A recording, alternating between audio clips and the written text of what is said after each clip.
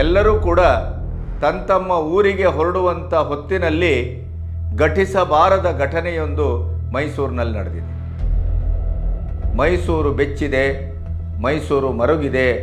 ಮೈಸೂರಿನ ಇಡೀ ಈ ಘಟನೆ ಕನ್ನಡ ನಾಡಿನ ಅಂತಲ್ಲ, ಮನುಷ್ಯ ಕುಲವನ್ನೇ ನಾಚುವ ಹಾಗೆ ಮಾಡಿದೆ. ಹಿಂದೆ ಮುಂದೆ ಯಾವುದೇ ದಿಕ್ಕಿಲ್ಲದೆ ಇದ್ದಂಥ ಜನಗಳ ಮನೆಯ, ಕುಟುಂಬದ ಮನೆಯ ಹೆಣ್ಣುಮಕ್ಕಳ ಮಾನಹರಣ ಆಗ್ತಾ ಇದೆ. ಅತ್ಯಾಚಾರ ಅನ್ನೋದು ಈ ಸಮಾಜದಲ್ಲಿ ಇವತ್ತು ಒಂದು ಕಾಮನ್ ಫ್ಯಾಕ್ಟರ್ ಆಗ್ಬಿಟ್ಟಿದೆ.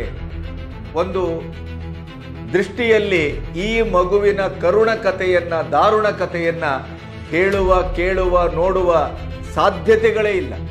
ಅತ್ಯಂತ ಕ್ರೂರವಾದ ಘಟನೆ, ಅತ್ಯಂತ ಹೇಯವಾದ ಘಟನೆ, ಹೆಣ್ಣೆತ್ತವರ ಪ್ರತಿಯೊಬ್ಬರ ಕರುಳು ಕೂಡ ಒಡೆದೋಗುವಂಥ ಘಟನೆ.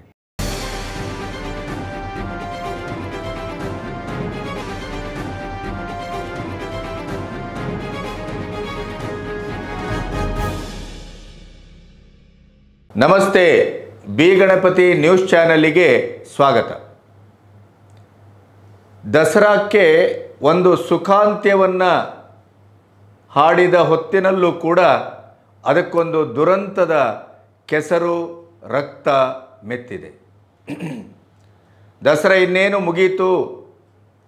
ಇಡೀ ರಾಜ್ಯದಾದ್ಯಂತದಿಂದ ಬಂದಂಥ ವ್ಯಾಪಾರಿಗಳು, ಅಲೆಮಾರಿಗಳು ಎಲ್ಲರೂ ಕೂಡ ತಮ್ಮ ಊರಿಗೆ ಹೊರಡುವಂಥ ಹೊತ್ತಿನಲ್ಲಿ ಘಟಿಸಬಾರದ ಘಟನೆಯೊಂದು ಮೈಸೂರಿನಲ್ಲಿ ನಡೆದಿದೆ. ಇತ್ತೀಚೆಗೆ ಸಮಾಜದಲ್ಲಿ ಬೀಭತ್ಸಗಳನ್ನೇ ಹೆಚ್ಚು ನೋಡ್ತಾ ಇದ್ದೇವೆ, ಅಮಾನುಷ ಘಟನೆಗಳನ್ನೇ ಹೆಚ್ಚು ನೋಡ್ತಾ ಇದ್ದೇವೆ. ಮತ್ತು ಮಕ್ಕಳು ಮರಿ ಅಂತಂದೇನೆ 3 ವರ್ಷದಿಂದ 5 ವರ್ಷದಿಂದ 9 ವರ್ಷದಿಂದ ಪ್ರತಿಯೊಂದು ಮಗುವಿನ ಮೇಲೆ ಸಾಮೂಹಿಕವಾದ ಅತ್ಯಾಚಾರದಿಂದ ಹಿಡಿದು ಏಕ ವ್ಯಕ್ತಿಯ ಅತ್ಯಾಚಾರದವರೆಗೆ ನಡೀತಾ ಇದೆ. ಮೈಸೂರು ಬೆಚ್ಚಿದೆ, ಮೈಸೂರು ಮರುಗಿದೆ. ಮೈಸೂರಿನ ಇಡೀ ಈ ಘಟನೆ ಕನ್ನಡ ನಾಡಿನ ಅಂತಲ್ಲ, ಮನುಷ್ಯ ಕುಲವನ್ನೇ ನಾಚುವ ಹಾಗೆ ಮಾಡಿದೆ. ಅಂಥ ಒಂದು ಬೀಭತ್ಸ ಘಟನೆಗೆ ಮೈಸೂರು ದಸರಾ ಕೂಡ ಒಂದು ಸಾಕ್ಷಿಯಾಗಿ ನಿಂತಿದೆ. ಹಾಗಾಗಿ ಇದು ಮನುಷ್ಯ ಕುಲವೇ ಯಾವ ಕಡೆ ಸಾಗ್ತಾ ಇದೆ? ಹಾಗಾದರೆ ಸಮಾಜದ ಒಟ್ಟು ಗತಿ ಯಾವ ದಿಕ್ಕಿನತ್ತ ಸಾಗ್ತಾ ಇದೆ? ನಮಗೆ ಪೊಲೀಸರ ಭಯ ಇಲ್ಲ, ನೈತಿಕತೆಯ ಭಯ ಇಲ್ಲ, ದೈವದ ಭಯ ಇಲ್ಲ, ಕಾನೂನಿನ ಭಯ ಇಲ್ಲ. ಇವತ್ತಿನ ದಿನಗಳಲ್ಲಿ ಕಾನೂನನ್ನು, ಪೊಲೀಸರನ್ನು ಯಾವ ರೀತಿಯಲ್ಲಿ ಬೇಕಾದರೂ ನಾವು ಕೊಂಡುಕೋಬಹುದು ಅನ್ನುವಂಥದ್ದು ಶ್ರೀಮಂತ ವರ್ಗದ ಆಶಯ. ಆದರೆ ಅದಿಲ್ಲದೇ ಇದ್ದರೆ ದರ್ಶನ್ ಜೈಲಿಗೆ ಹೋಗ್ತಾ ಇರಲಿಲ್ಲ, ಪ್ರಜ್ವಲ್ ರೇವಣ್ಣ ಜೈಲಿಗೆ ಹೋಗ್ತಾ ಇರಲಿಲ್ಲ, ಸೂರಜ್ ರೇವಣ್ಣ ಜೈಲಿಗೆ ಹೋಗ್ತಾ ಇರಲಿಲ್ಲ. ಅಥವಾ ಕಂಡ ರಾಜಕಾರಣಿಗಳು ಮಾಡಬಾರದ ಯಾವುದೇ ಹಠಾಟೋಪವನ್ನು, ಅತ್ಯಾಚಾರವನ್ನು, ಅನಾಚಾರವನ್ನು, ಭ್ರಷ್ಟಾಚಾರವನ್ನು ಏನು ಬೇಕಾದರೂ ಇವತ್ತು ಮಾಡಿ ದಕ್ಕಿಸ್ಕೊಳ್ತೇವೆ ಅನ್ನುವಂಥ ಹುಂಕಾರ ಏನಿದೆಯಲ್ಲ, ಅದು ನಮ್ಮ ಕಾನೂನು, ನಮ್ಮ ನ್ಯಾಯಾಂಗ, ನಮ್ಮ ಕಾನೂನು ಪರಿಪಾಲಕರು ಇವರೆಲ್ಲರನ್ನೂ ನಾನು ನನ್ನ ಪ್ರಭಾವ ಮತ್ತು ಹಣ ಇತ್ಯಾದಿಯಿಂದ ಕೊಂಡುಕೊಳ್ತೇನೆ ಅನ್ನುವಂಥ ಧಾಷ್ಟ್ಯ. ಇನ್ನು ಮನೋವೈಕಲ್ಯದ ಹೆಸರಿನಲ್ಲಿ ಒಂದಿಷ್ಟು ಘಟನೆಗಳು ನಡೀತವೆ.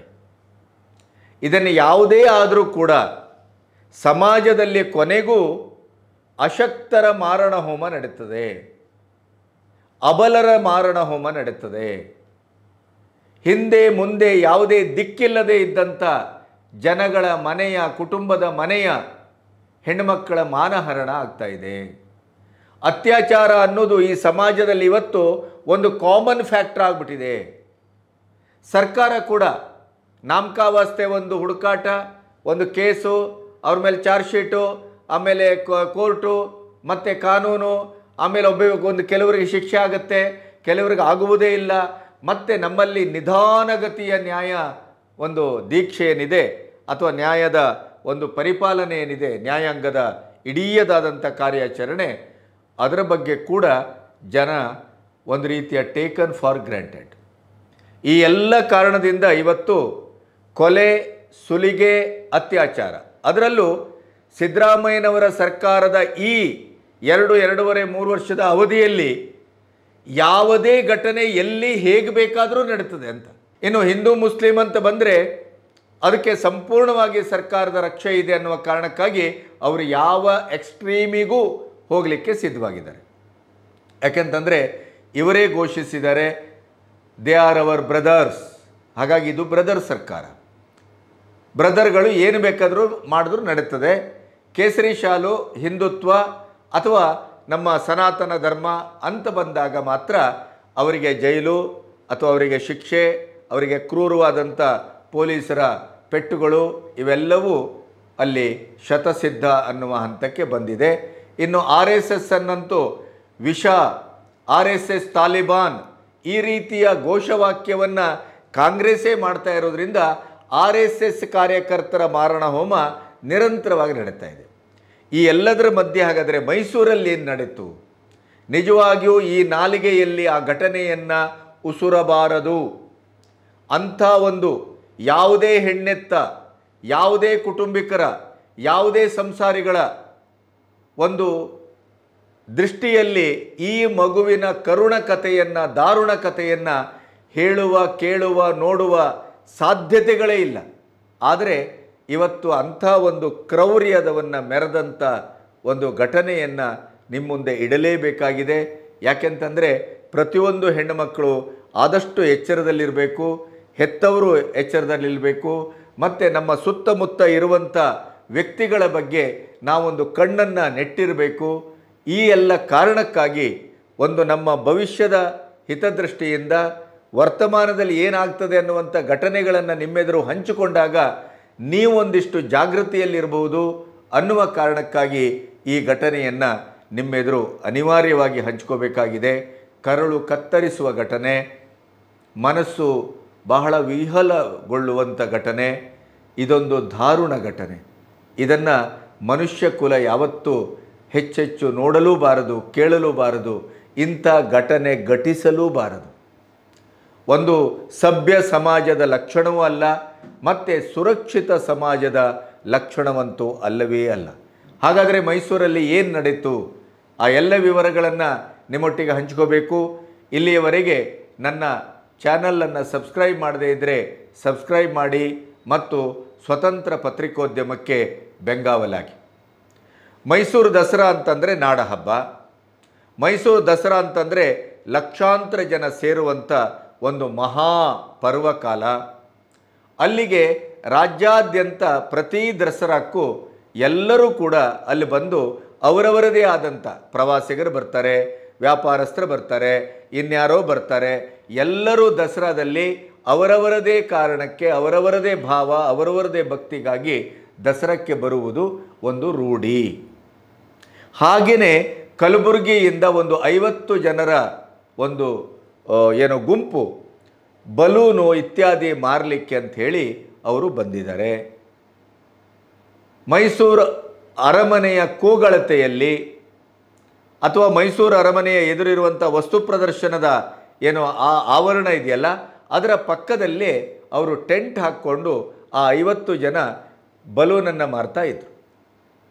ಇನ್ನೇನು ತೆಪ್ಪೋತ್ಸವ ಆಯಿತು, ನಮ್ಮ ಈ ದಸರಾ ಮುಗೀತು, ಇನ್ನು ಗುರುವಾರ ದಿನ ಬೆಳಗ್ಗೆ ನಮ್ಮ ಊರಿಗೆ ಹೊರಡೋಣ ಅಂಥೇಳಿ ಬುಧವಾರ ರಾತ್ರಿ ಇಡೀ ದಿನ ಅಲ್ಲಿ ಇಲ್ಲಿ ತಿರುಗಾಟ, ಬಿಸಿಲು, ಮಳೆ, ಆಮೇಲೆ ಅವರು ತಿರುಗಿ ಸುಸ್ತಾಗಿರುತ್ತೆ. ಹಕ್ಕಿಪಿಕ್ಕಿ ಜನಾಂಗ, ಕೆಳವ ಜನಾಂಗ, ನೊಂದ ಜನಾಂಗ, ತುಳಿತಕ್ಕೊಳಗಾದ ಜನಾಂಗ, ಹೊಟ್ಟೆಪಾಡು, ದಿನಕ್ಕೇನಾದರೂ ಒಂದಿಷ್ಟು ದುಡಿದ್ರೆ ಸಂಜೆ ಗಂಜಿ ಇದೆ, ಅವರಿಗೆ ಅವರದೇ ಆದಂಥ ಸಾಮಾಜಿಕವಾದಂಥ ಯಾವ ಭದ್ರತೆಯೂ ಇಲ್ಲ.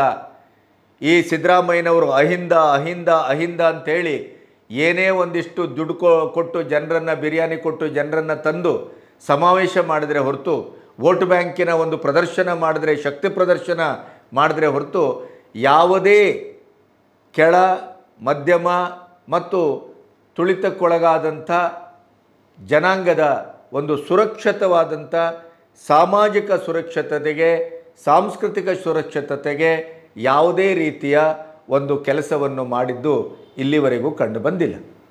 ಅಂಬೇಡ್ಕರ್ ಅಂತೇವೆ, ಸಂವಿಧಾನ ಸಂವಿಧಾನ ಅಂತ ಸಂವಿಧಾನದ ಪುಸ್ತಕ ಹಿಡ್ಕೊಂಡು ತಿರುಗಾಡ್ತೇವೆ, ಸಂವಿಧಾನದ ಆಶಯದ ಬಗ್ಗೆ ಮಾತಾಡ್ತೇವೆ. ಅಂಬೇಡ್ಕರ್ರ ಒಟ್ಟು ಸಂವಿಧಾನದ ಆಶಯ ಏನು?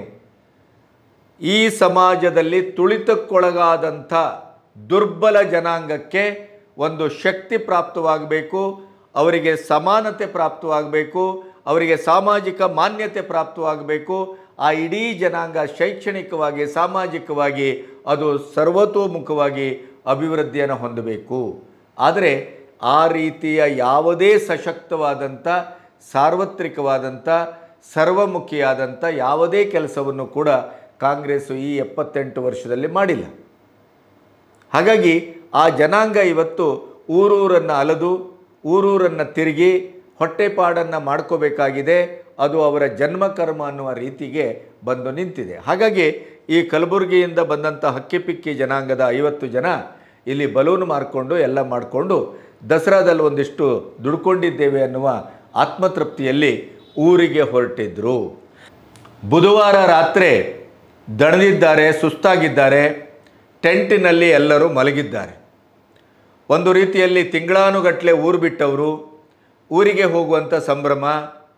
ಇಡೀ ದಿನ ಬಲೂನನ್ನು ಮಾರಿ ಕೈಕಾಲು ನೋವು, ಸುಸ್ತು, ಗಾಢವಾದ ನಿದ್ದೆ. ಯಾವ ಮಗು ಇವತ್ತು ದಾರುಣವಾದಂಥ ಅತ್ಯಾಚಾರ ಮತ್ತು ಹತ್ಯೆಗೊಳಗಾಗಿದ್ಲೋ ಆ ಮಗು ಕೂಡ ತನ್ನ ತಾಯಿಯ ತೋಳ್ತೆಕ್ಕೆಯಲ್ಲೇ ಮಲಗಿತ್ತು. ಹೆಚ್ಚು ಕಮ್ಮಿ 12 ಗಂಟೆಗೆ ಇವರು ಗಾಢವಾದ ನಿದ್ದೆಗೆ ಜಾರಿದ್ದಾರೆ.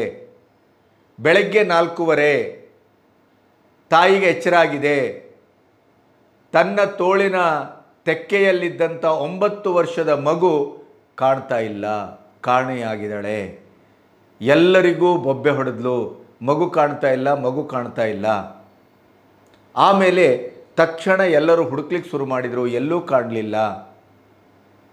ಪರಿಚಿತ ಒಬ್ಬ ರಿಕ್ಷಾ ಡ್ರೈವರ್ನ ಮೂಲಕ ನಜರಾಬಾದಿನ ಪೊಲೀಸ್ ಸ್ಟೇಷನ್ಗೆ ಹೋಗಿ ಕಂಪ್ಲೇಂಟನ್ನು ಮಾಡಿದರು. ಪೊಲೀಸರು ಬಂದರು, ಹುಡುಕಿದರು. ಆದರೆ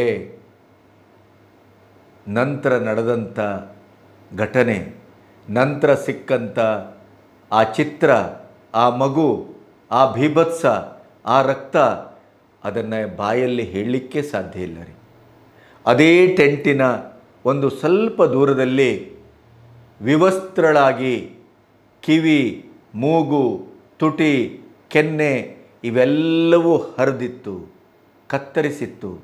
ಇಡೀ ಮೈ ಮೇಲೆ ಬಟ್ಟೆ ಇರಲಿಲ್ಲ, ಮೈಯ ಇಡೀ ಗಾಯ. ತೀವ್ರವಾದಂಥ ಅತ್ಯಾಚಾರಕ್ಕೆ ಒಳಗಾಗಿದ್ದಾಳೆ. ಅತ್ಯಾಚಾರ ಆದ ನಂತರ ದಾರುಣವಾಗಿ ಅವಳನ್ನು ಹತ್ಯೆ ಮಾಡಿ ಅಲ್ಲಿ ಬಿಸಾಡಲಾಗಿತ್ತು. ಏನಾಗಿದೆ ಈ ಸಮಾಜಕ್ಕೆ? ಏನಾಗಿದೆ ಈ ಪುರುಷ ಸಮಾಜಕ್ಕೆ? ತಮ್ಮ ತೆವಲಿಗೆ, ತಮ್ಮ ಲೈಂಗಿಕ ತೃಷೆಗೆ ಇಂಥ ಒಂದು ಮುಗ್ಧ ಮಕ್ಕಳನ್ನು ಬಳಸ್ಕೊಳ್ತದಲ್ಲ ಈ ಸಮಾಜ. ಇದರ ಕೊನೆ ಎಂದು? ಇದಕ್ಕೆ ದಾರಿ ಯಾವುದು? ಇದಕ್ಕೆ ಒಂದು ಸರ್ವಶಕ್ತವಾದಂಥ ಒಂದು ಕೊನೆಯನ್ನು ಕಾಣಿಸುವ ಒಂದು ಸಾಧ್ಯತೆಯ ಬಗ್ಗೆ ಸರ್ಕಾರ ಯಾಕೆ ಯೋಚನೆ ಮಾಡ್ತಾ ಇಲ್ಲ? ಎಲ್ಲರ ಎದೆಯಲ್ಲಿ ಇದೇ ಮಾತು. ಆದರೆ ಆ ಮಗು ತನ್ನ ಎಲ್ಲ ದಾರುಣತೆಯನ್ನು, ಹಿಂಸೆಯನ್ನು, ಚಿತ್ರಹಿಂಸೆಯನ್ನು ಅನುಭವಿಸಿ ಅದರ ಪ್ರಾಣಪಕ್ಷಿ ಹೊರಟೋಗಿತ್ತು. ಪೊಲೀಸರು ಇದರ ಬಗ್ಗೆ ಒಂದು ತನಿಖೆಯ ಜಾಲವನ್ನು ಹಮ್ಮಿಕೊಳ್ತಾರೆ. ಅಲ್ಲಿದ್ದ CCTV ಫುಟೇಜನ್ನು ಹುಡುಕ್ತಾರೆ. ಬೆಳಗು ಜಾವ 4:15 ಒಂದು ಸ್ವಲ್ಪ ಆಚೆ ಈಚೆ ಒಬ್ಬ ವ್ಯಕ್ತಿ ತಿರುಗಾಡಿದ್ದವ್ರಿಗೆ ಕಾಣುತ್ತೆ. ಆ ವ್ಯಕ್ತಿ ತಿರುಗಾಡಿದ್ದು ಕಂಡಿದ್ದಷ್ಟೇ ಅಲ್ಲ, ಆ ಮಗುವನ್ನು ಬಾಯಿಗೆ ಕೈಯಿಟ್ಟು ಬಾಯಿ ಮುಚ್ಚಿ ಅವಳನ್ನು ಎತ್ತುಕೊಂಡು ಹೋದದ್ದು ಅಲ್ಲಿಗೆ ಗೊತ್ತಾಗತ್ತೆ. ಆಮೇಲೆ ಇದೆಲ್ಲ ಪರಿಶೀಲನೆ ಮಾಡಿದಾಗ ಈ ವ್ಯಕ್ತಿ ಯಾರು ಅನ್ನೋದು ಗೊತ್ತಾಗತ್ತೆ. ಅವನೇ ಮೈಸೂರಿನ ಸಿದ್ಲಿಂಗ್ಪುರದ ಕಾರ್ತಿಕ್. ಹಾಗಾದರೆ ಈ ಕಾರ್ತಿಕ್ ಯಾರು? ಈ ಕಾರ್ತಿಕ್ ಅನ್ನೋನು ಒಂದು ಬಸ್ಸಿನ ಕ್ಲೀನರು, ಇದೇ ಮೈಸೂರಿನ ಸಿದ್ಲಿಂಗ್ಪುರದವನು. ಆದರೆ ಇವನು ಯಾರು ಅಂತ ಹುಡುಕ್ತಾ ಹೋದಾಗ ಪೊಲೀಸರಿಗೆ ಭಾಳ ಸ್ಪಷ್ಟವಾಗತ್ತೆ. ಇವನು ಕೊಳ್ಳೇಗಾಲದಲ್ಲಿ ಹಿಂದೊಮ್ಮೆ ಇದ್ದಾಗ ಅಲ್ಲಿ ಒಂದು ಬ್ರಿಡ್ಜಿನ ಅಡಿಯಲ್ಲಿ ಹೆಣ್ಣುಮಗಳು ಪಾಸಾಗ್ತಾ ಇರುವಾಗ ಅವಳ ಮೇಲೆ ಎರಗಿ ಅವಳನ್ನು ಎಳೆದು ಅವಳಿಗೆ ಅತ್ಯಾಚಾರ ಮಾಡಲಿಕ್ಕೆ ಟ್ರೈ ಮಾಡ್ತಾನೆ. ಕುತ್ತಿಗೆ ಹಿಡಿತಾನೆ.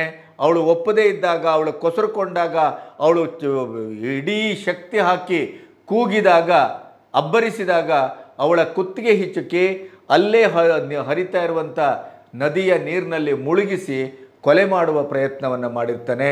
ಅದು ಹೇಗೋ ಅದೃಷ್ಟವಶಾತ್ ಆ ಹೆಣ್ಣುಮಗಳು ಬಚಾವಾಗಿರ್ತಾಳೆ. ಪೊಲೀಸ್ ಸ್ಟೇಷನ್ಗೆ ಕಂಪ್ಲೇಂಟ್ ಕೊಟ್ಟಿರ್ತಾಳೆ. ಅದೆಲ್ಲ ವಿಚಾರಣೆಯಾಗಿ ಅವನಿಗೆ ಜೈಲು ಶಿಕ್ಷೆಯೂ ಆಗಿರುತ್ತೆ. ಇದೇ ಕಾರ್ತಿಕ್ಗೆ ಇವನು ಮದ್ಯವ್ಯಸನಿ. ಕೇವಲ 4 ತಿಂಗಳ ಹಿಂದೆ ಇವನು ಜೈಲಿಂದ ತಪ್ಪಿಸಿಕೊಂಡು ಬಂದಿದ್ದ. ಇಲ್ಲಿ ಮೈಸೂರಲ್ಲಿ ತಿರುಗಾಡ್ಕೊಂಡಿದ್ದ. ಈ ಹಕ್ಕಿಪಿಕ್ಕಿ ಜನಾಂಗ, ನೆಲೆಯಿಲ್ಲದ ಜನಾಂಗ, ಬಡತನವೇ ಹಾಸು ಹೊದ್ದು ಮಲಗಿದ ಜನಾಂಗ, ಇವರಿಗೆ ಹೇಳುವರಿಲ್ಲ ಕೇಳುವರಿಲ್ಲ. ಹಾಗಾಗಿ ಈ ಮಗುವನ್ನು ನಾನು ಎತ್ಕೊಂಡೋದ್ರೆ, ಅತ್ಯಾಚಾರ ಮಾಡಿದ್ರೆ, ಕೊಲೆ ಮಾಡಿದ್ರೆ ಯಾರೂ ಇದನ್ನು ಗಮನಿಸುವುದಿಲ್ಲ. ಅವನ ಯೋಚನೆಯೂ ಸತ್ಯವೇ. ಈ ಮಗುವಿನ ದಾರುಣ ಅತ್ಯಾಚಾರ ಮತ್ತು ಹತ್ಯೆ ಆಗಿದೆ. ಯಾವುದೇ ರೀತಿಯ ಸಮಾಜದಲ್ಲಿ ಒಂದು ಹೆಣ್ಣುಮಗಳ ಮೇಲೆ ಈ ಥರದ ಒಂದು ದಾರುಣ ಪುರುಷನ ಅತ್ಯಾಚಾರದ ಪ್ರಕರಣ ಆದಾಗ ಏನು ರಾಷ್ಟ್ರಮಟ್ಟದ ಒಂದು ಸುದ್ದಿಯನ್ನು ಮಾಡುವಂಥ ಮಾಧ್ಯಮಗಳು ಅಥವಾ ವ್ಯಕ್ತಿಗಳು, ಸಮಾಜ ಯಾವುದೂ ಕೂಡ ಅಂತ ಹೇಳುವಂಥ ಸುದ್ದಿಯನ್ನು ಮಾಡಲೇ ಇಲ್ಲ. ಸಿದ್ದರಾಮಯ್ಯನವರ ಸರ್ಕಾರ ಕೂಡ ಇದಕ್ಕೆ ಗಮನವನ್ನು ಕೊಟ್ಟಿಲ್ಲ.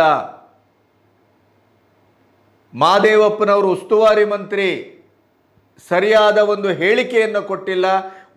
ಇಂಥ ಒಂದು ಘಟನೆ ಮೈಸೂರಿನಲ್ಲಿ ನಡೆಯಬಾರದಿತ್ತು ಅನ್ನುವಂಥ ಹೇಳಿಕೆಯನ್ನು ಕೊಟ್ಟಿಲ್ಲ.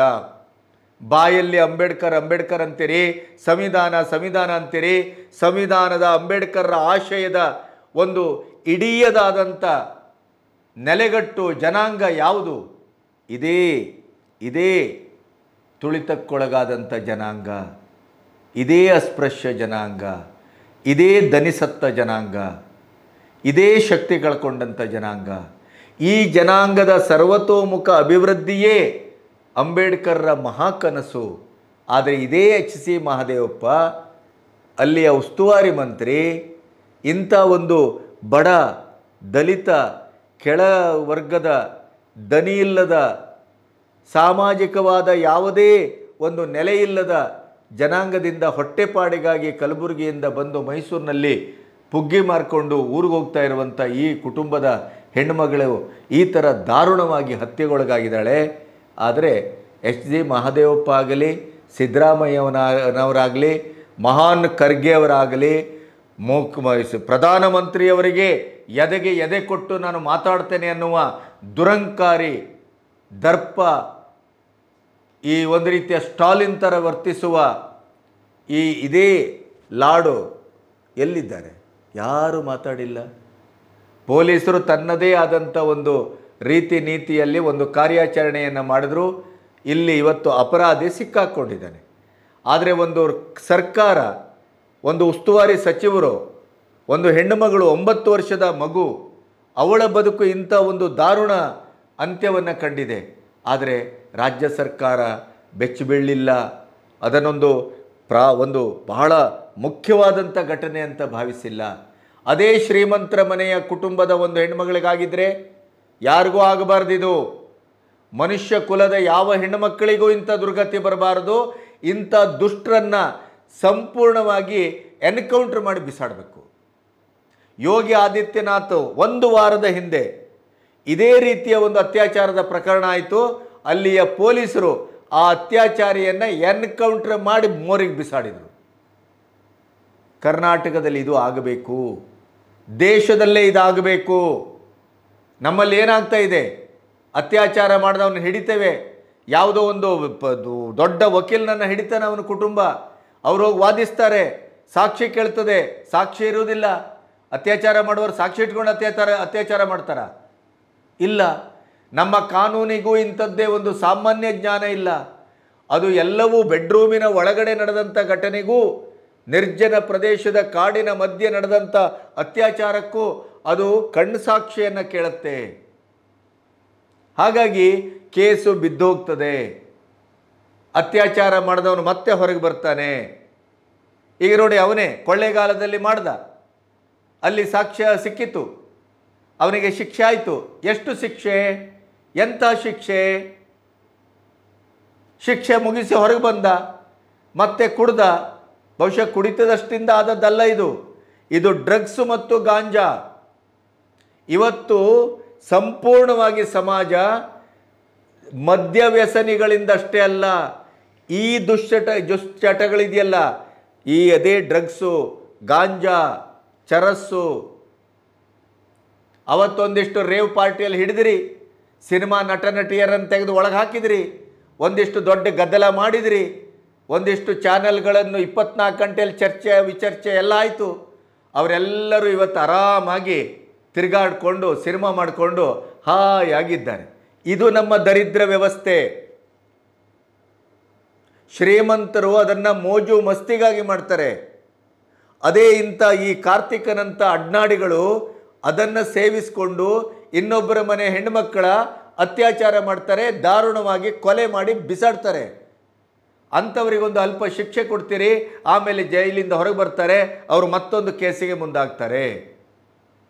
ಇದು ಚೈನ್ ಸಿಸ್ಟಮ್ ನಡೀತಾನೇ ಇರುತ್ತೆ. ಇಂಥ ಘಟನೆಗಳಲ್ಲಿ ನಮಗೆ ನಿರ್ದಿಷ್ಟವಾದಂಥ ಒಂದು ಕಾಳಜಿಯೂ ಇಲ್ಲ, ನಿರ್ದಿಷ್ಟವಾದಂಥ ಒಂದು ಕಾನೂನಾತ್ಮಕವಾಗಿ ಅವರನ್ನು ಉಗ್ರವಾಗಿ ಶಿಕ್ಷಿಸುವ ಯಾವ ವ್ಯವಸ್ಥೆಯೂ ಇಲ್ಲ.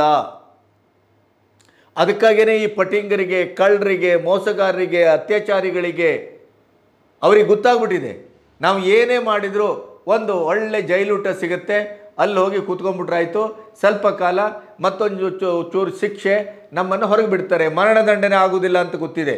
ಇತ್ತೀಚೆಗೇನೋ ಸೋಷಿಯಲ್ ಮೀಡಿಯಾದಲ್ಲಿ ಬರ್ತಾ ಇದೆ, ಅತ್ಯಾಚಾರ ಮಾಡಿದ ಪ್ರತಿಯೊಬ್ಬ ವ್ಯಕ್ತಿಗೂ, ಅತ್ಯಾಚಾರಿಗೂ ಮರಣದಂಡನೆಯೇ ವಿಧಿಸಬೇಕು ಅಂತ ನಾವು ಕಾನೂನು ತರ್ತೇವೆ ಅಂತ ಮೋದಿಯವರು ಹೇಳಿದ್ದು ಬಹಳ ಪ್ರಚಲಿತಕ್ಕೆ ಬರ್ತಾ ಇದೆ. ಅದು ಒಂದು ಬರಬೇಕದು.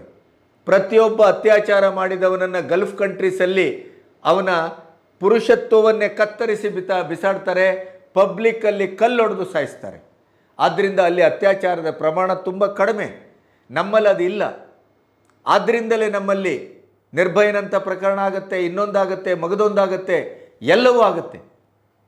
ಸಂಪೂರ್ಣವಾಗಿ ನಾವು ಈ ಗೂಂಡಾಗಿರಿಗೆ ಹೇಗೆ ದಾರಿ ಮಾಡಿಕೊಟ್ಟಿದ್ದೇವೋ ಅದೇ ರೀತಿ ಅತ್ಯಾಚಾರಕ್ಕೂ ದಾರಿ ಮಾಡಿಕೊಟ್ಟಿದ್ದೇವೇನೋ ಅಂತ ಅನ್ನಿಸ್ತಾ ಇದೆ. ಈ ವ್ಯಕ್ತಿಯನ್ನು ಕೊನೆಗೆ ಇವನ ಹಿನ್ನೆಲೆಯಲ್ಲನ್ನು ನೋಡಿ ಕೊಳ್ಳೇಗಾಲಕ್ಕೆ ಹೋಗಿ ಪೊಲೀಸರು ಬಂಧಿಸ್ತಾರೆ. ವಿಚಾರಣೆಗೆ ಅಂತ ಸಿದ್ಲಿಂಗ್ಪುರಕ್ಕೆ ಕರ್ಕೊಬಂದರೆ ಅವನು ಪೊಲೀಸರಿಗೆ ಚಳ್ಳೆ ಹಣ್ಣು ತಿನ್ನಿಸಿ ಓಡೋಗ್ಲಿಕ್ಕೆ ಪ್ರಯತ್ನ ಮಾಡ್ತಾನೆ. ಆವಾಗ ವಿಜಯನಗರ ಪೊಲೀಸ್ ಠಾಣೆಯ ಉಪನಿರ್ದೇಶಕರಾಗಿರುವಂಥ ಜಯತೀರ್ಥ ಅವರು ಪೊಲೀಸರ ಮೇಲೂ ಅವನು ದಾಳಿ ಮಾಡಿದಾಗ ಅವನಿಗೆ ಗುಂಡಾಗ್ತಾರೆ, ಕಾಲಿಗೆ ಗುಂಡು ತಾಗ್ತದೆ, ಅವನಿಗೆ ಆಸ್ಪತ್ರೆಯಲ್ಲಿದ್ದಾನೆ, ಅರೆಸ್ಟ್ ಆಗಿದ್ದಾನೆ.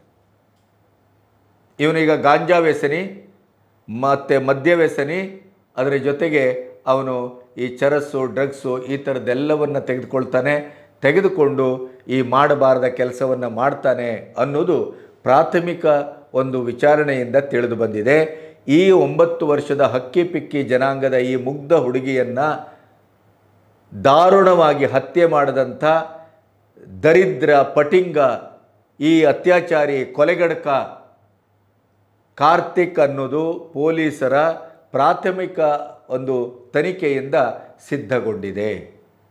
ಇದಕ್ಕೆ ಪೂರಕವಾಗಿ ನಿಮಗೆ ಹೇಳಬೇಕು ಅಂದರೆ, ಈ ಸಮಾಜದಲ್ಲಿ ಬೇಲಿಯೇ ಎದ್ದು ಹೊಲಮೆಂದರೆ ಏನಾಗತ್ತೆ ನೋಡಿ. ಒಂದು ಸರ್ಕಾರ ಪೊಲೀಸರಿಗೆ ಸರ್ವತಂತ್ರ ಸ್ವತಂತ್ರತೆಯನ್ನು ಕೊಡಬೇಕು. ಪೊಲೀಸರ ಆಯ್ಕೆಯಲ್ಲಿ ನೀವು ಭ್ರಷ್ಟಾಚಾರ ಮಾಡಬಾರ್ದು, ಅಲ್ಲಿ ದುಡ್ಡಿನ ಸೂಟ್ಕೇಸಿನ ವ್ಯವಹಾರ ನಡೆಸಬಾರ್ದು. ಯಾಕೆ ಅಂತಂದರೆ, ಇತ್ತೀಚಿನ ದಿನಗಳಲ್ಲಿ ನೀವು ಗಮನಿಸಿದ್ದೀರಿ, ಇದೇ ಪೊಲೀಸ್ ಇಲಾಖೆಯಲ್ಲಿ ಇನ್ಸ್ಪೆಕ್ಟರಿಂದ ಹಿಡಿದು ಹೆಡ್ ಕಾನ್ಸ್ಟೇಬಲಿಂದ ಹಿಡಿದು ಕಾನ್ಸ್ಟೇಬಲ್ವರೆಗೆ 11 ಜನರನ್ನು ಸಸ್ಪೆಂಡ್ ಮಾಡಿದರು ಏಕಾಏಕಿ. ಯಾಕೆ? ಶಾಲಾ ಮಕ್ಕಳಿಗೆ ಡ್ರಗ್ಸನ್ನು ವಿತರಿಸ್ತಾ ಇರುವಂಥ ಒಂದು ಗ್ಯಾಂಗಿಗೆ ಇವರು ರಕ್ಷಕರಾಗಿದ್ದರು. ಇವರಿಗೆ ಲಕ್ಷ ಲಕ್ಷ ಹಣವನ್ನು ಅವನು ಕೊಡ್ತಾ ಇದ್ದ. ಈ ಪಟಿಂಗರಿಗೆ ಕುಟುಂಬ ಇರಲಿಲ್ವ? ಹಾಗಾದರೆ ಇವರಿಗೆ ಹೆಂಡತಿ ಮಕ್ಕಳು ಇಲ್ವಾ? ಇವರೇ ಮಕ್ಕಳು ಆ ಶಾಲೆಯಲ್ಲೊಮ್ಮೆ ಅದೇ ಚಟಕ್ಕೆ ಬಲಿಯಾಗಿದ್ದರೆ? ಇತ್ತೀಚೆಗೆ ವಿಜಯ್ ಅವರ ಭೀಮ ಸಿನಿಮಾ ಬಂತು. ಆ ಭೀಮ ಸಿನಿಮಾದ ಇಡೀ ವಸ್ತುವೇ ಸಮಾಜದಲ್ಲಿ ಗಾಂಜಾ, ಡ್ರಗ್ಸು, ಚರಸ್ಸು ಈ ಥರದ ಅಫೀಮಿನಿಂದ ಅದರ ಒಂದು ಗುಂಗಿಗೆ, ಅದರ ಚಟಕ್ಕೆ ಬಲಿಯಾದಂಥ ಯುವ ಸಮಾಜ ಎಂಥ ಒಂದು ಕ್ರೌರ್ಯದ ದಾರಿಯನ್ನು ಹಿಡಿದಿದೆ, ಅವಸಾನದ ದಾರಿಯನ್ನು ಹಿಡಿದಿದೆ ಅಂತ ವಿಜಯ್ ಅದರ ಇಡೀಯದಾದಂಥ ಶೋಧ ಮಾಡಿ ಜೀವದ ಹಂಗನ್ನು ತೊರೆದು ಸತ್ಯ ಘಟನೆಯನ್ನು ಇಟ್ಕೊಂಡು ಸಮಾಜದಲ್ಲಿ ನಡೀತಾ ಇರುವಂಥ ಹಲವಾರು ಅಡ್ಡೆಗಳು ಮತ್ತು ಹಲವಾರು ಗ್ಯಾಂಗ್ಗಳನ್ನು ಸಂಪೂರ್ಣವಾಗಿ ಎದುರಾಕ್ಕೊಂಡು ಅದನ್ನು ಮಟಾಶ್ ಮಾಡಿ ಸಿನಿಮಾವನ್ನು ಮಾಡಿದರು. ಸಮಾಜದಲ್ಲಿ ಅದರ ಬಗ್ಗೆ ಒಂದು ಜಾಗೃತಿಯನ್ನು ಮೂಡಿಸಿದರು. ಪೊಲೀಸ್ ಇಲಾಖೆಯೇ ಇಂಥ ದುಷ್ಟರಿಗೆ ಬೆಂಗಾವಲಾಗಿ ನಿಲ್ತದೆ ಅಂತ ಆದರೆ ಕಾರ್ತಿಕ್ನಂಥ 100 ಜನ ಹುಟ್ಕೊಳ್ತಾರೆ ಅಂತ. ಅತ್ಯಾಚಾರ ಸಾಮೂಹಿಕರಣಗೊಳ್ತದೆ, ನೆನಪಿಡಿ. ಗಲ್ಲಿಗಳಲ್ಲಿ ಅತ್ಯಾಚಾರ ಇವತ್ತು ಆಗ್ತಾ ಇದೆ. ಅದಕ್ಕೆ ಕಾರಣವೇ ಈ ಪೊಲೀಸ್ ಇಲಾಖೆಯ ನಿರ್ಲಕ್ಷ್ಯವೇನೋ ಅಂತಲೂ ಅನ್ನಿಸ್ತಾ ಇದೆ. ಸರ್ಕಾರದ ನಿರ್ಲಕ್ಷ್ಯ. ಪೊಲೀಸ್ ಇಲಾಖೆಯಲ್ಲಿ ಭ್ರಷ್ಟಾಚಾರ ನಡೆದರೆ ಆಗುವಂಥದ್ದು ಇದೇ ಪರಿಣಾಮ. ಯಾಕೆ ಹೇಳಿ? ಒಬ್ಬ ಕಾನ್ಸ್ಟೇಬಲ್ಗೆ ಅವನು 40-50 ಲಕ್ಷ ಕೋಟಿಗಟ್ಟಲೆ ಕೊಟ್ಟು ಬರ್ತಾನೆ. ಅವನಿಗೆ ಚರಸ್ ಮಾರುವವನಾದ್ರೇನೋ, ಅಫೀಮ್ ಮಾರುವವನಾದ್ರೇನೋ, ದಗಲ್ಬಾಜಿ ಮಾಡುವವನಾದ್ರೇನೋ, ಅವನ ಕಳ್ಳ ಆದ್ರೇನೋ, ಅವನು ಅತ್ಯಾಚಾರಿ ಆದ್ರೇನೋ, ಈ ಪೊಲೀಸಿಗೆ ನಾನು ದುಡ್ಡು ಕೊಟ್ಟು ಬಂದಿದ್ದೇನೆ ಅದರ ವಸೂಲಾತಿ ಮಾಡ್ಕೋಬೇಕು 2 ವರ್ಷ 3 ವರ್ಷ ಗಡುವಿನಲ್ಲಿ. ಹಾಗಾಗಿಯೇ ಇವರೆಲ್ಲರೂ ವಸೂಲಿ ದಂಧೆಗೆ ಇಳಿದಿದ್ದಾರೆ.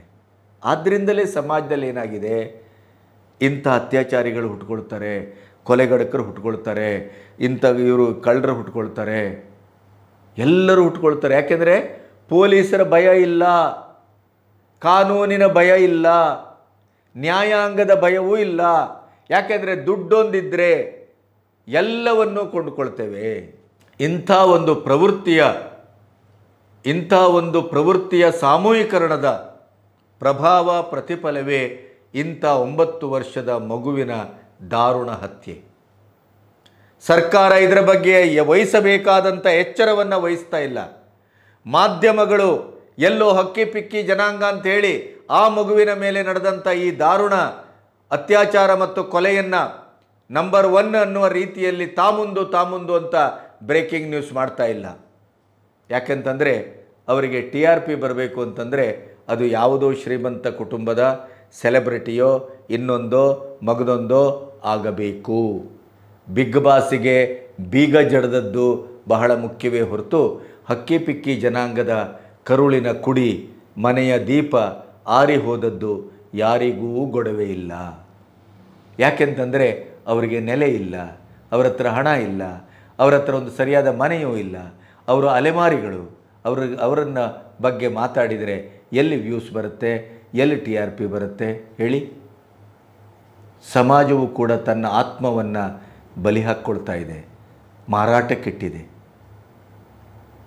ನಾವು ಇವತ್ತು ನೋಡುವ ದೃಷ್ಟಿಯೇ ಕಲುಷಿತಗೊಂಡಿದೆ. ಹಾಗಾಗಿ ಇವತ್ತು ಪೊಲೀಸರು ಕಾರ್ತಿಕ್ನನ್ನು ಹಿಡಿದಿದ್ದಾರೆ. ಅವನ ಕಾಲಿಗೆ ಗುಂಡಾಕೋ ಬದಲು ಅವನ ಎದೆಗೆ ಗುಂಡಾಕಿ ಅವನನ್ನು ಎನ್ಕೌಂಟರ್ ಮಾಡಬೇಕಾಗಿತ್ತು ಅಂತ ಸಾರ್ವಜನಿಕರ ಆಕ್ರೋಶ ಮುಗಿಲು ಮುಟ್ಟಿದೆ. ಆಕ್ರಂದನ ಇಡೀ ಸಮಾಜದ ಹೃದಯದಲ್ಲಿ ಮಡುಗಟ್ಟಿದೆ. ಅತ್ಯಂತ ಕ್ರೂರವಾದ ಘಟನೆ, ಅತ್ಯಂತ ಹೇಯವಾದ ಘಟನೆ, ಹೆಣ್ಣೆತ್ತವರ ಪ್ರತಿಯೊಬ್ಬರ ಕರುಳು ಕೂಡ ಒಡೆದೋಗುವಂಥ ಘಟನೆ. ನಮಗೆಲ್ಲ ಯಾಕೆ ಇಷ್ಟು ನೋವಾಗತ್ತೆ ಅಂದರೆ ನಾವು ಹೆಣ್ಣೆತ್ತಿದ್ದೇವಲ್ಲ, ನಾವು ಸಂಸಾರಸ್ಥರು, ನಮ್ಮ ಸುತ್ತಮುತ್ತಲೂ ಮುಗ್ಧವಾದ ಹೆಣ್ಮಕ್ಳಿದ್ದಾರೆ, ಶಾಲೆ ಹೋಗೋರಿದ್ದಾರೆ, ಕೆಲಸಕ್ಕೆ ಹೋಗೋರಿದ್ದಾರೆ, ಹಗಲು ರಾತ್ರಿ ಅಂತ ನೋಡ್ದೇನೆ ಮನೆಗೆ ಬರುವಂಥವರಿದ್ದಾರೆ. ಇವರೆಲ್ಲರ ಗೊಡವೆ ಇಂಥ ಘಟನೆ ನಡೆದಾಗ ಹೆಚ್ಚೆಚ್ಚು ಕಾಡುತ್ತೆ.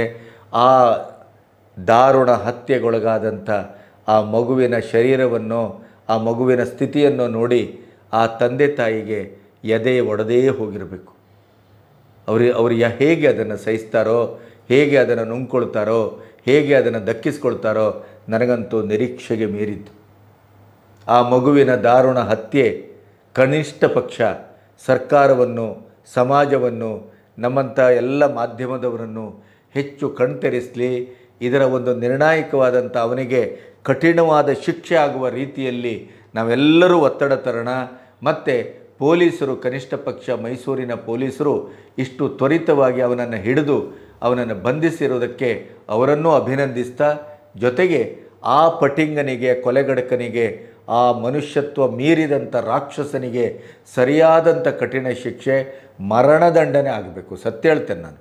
ಅತ್ಯಾಚಾರ ಇತರದ ಮಕ್ಕಳ ಮೇಲೆ, ಮುದುಕರ ಮೇಲೆ, ಅಥವಾ ವಯಸ್ಸು, ಅಥವಾ ಅದರ ಸಂಬಂಧ, ಅದರ ಒಂದು ಗೊಡವೆ ಯಾವುದನ್ನು ನೋಡ್ದೇನೆ ಈ ಕ್ಷಣಿಕ ಸುಖಕ್ಕಾಗಿ ಇಂಥ ಗಾಂಜಾ ಗೀಂಜಾ ಅದು ಇದು ಸೇದ್ಕೊಂಡು ಮೈ ಮರೆತು ರಾಕ್ಷಸಿ ಪ್ರವೃತ್ತಿಯನ್ನು ತೋರಿಸುವಂಥ ಇಂಥ ರಾಕ್ಷಸರಿಗೆ ಮರಣದಂಡನೆಯೇ ಆಗಬೇಕು. ಅದಕ್ಕೆ ಮೋದಿಯವರು ಏನು ಕಾನೂನು ತರಬೇಕು ಅಂತ ಹೊರಟಿದ್ದಾರೆ, ಆ ಕಾನೂನು ಅತ್ಯಂತ ಶೀಘ್ರದಲ್ಲಿ ಬರಲಿ, ಅದು ಜಾರಿಯಾಗಲಿ. ಹಿಂದು ಮುಂದೆ ನೋಡ್ದೇನೆ ಇಂಥ ಈ ಕೊಲೆಗಡಕರನ್ನು, ಇಂಥ ಅತ್ಯಾಚಾರಿಗಳನ್ನು ನಿಷ್ಕರುಣೆಯಿಂದ ಅವರನ್ನು ಮರಣದಂಡನೆಗೆ ಗುರಿ ಮಾಡಬೇಕು. ಒಂದು 4 ಮರಣದಂಡನೆ ಕೊಟ್ಟು ನೋಡಲಿ, ಆಮೇಲೆ ಈ ಸಮಾಜದಲ್ಲಿ ಒಂದು ಸ್ಥಿರತೆ ಬರ್ಬೋದು, ಎಚ್ಚರ ಬರ್ಬೋದು. ಕಾನೂನಿನ ಬಗ್ಗೆ ಒಂದು ಭಯ ಬಂದಾಗ ಮಾತ್ರ ಅದಕ್ಕೆ ಸಂಬಂಧಪಟ್ಟಂಥ ಒಂದು ಶಿಷ್ಟಾಚಾರ, ಸಭ್ಯಾಚಾರ ಎಲ್ಲವೂ ಬರಲಿಕ್ಕೆ ಸಾಧ್ಯ ಅಂತ ನಾನು ನಂಬ್ತೇನೆ. ಆ ಹೆಣ್ಣುಮಕ್ಕಳ ನಮ್ಮ ಮೇಲೆ ನಡೆದಂಥ ಆ ದಾರುಣವಾದ ಘಟನೆ ಇನ್ನು ಮುಂದೆ ಮತ್ತೆಲ್ಲೂ ಎಂದೂ ಮರುಕಳಿಸದೇ ಇರಲಿ ಅಂತ ಆ ದೇವರಲ್ಲಿ ಪ್ರಾರ್ಥನೆ ಮಾಡ್ತೇನೆ. ನಮಸ್ತೆ.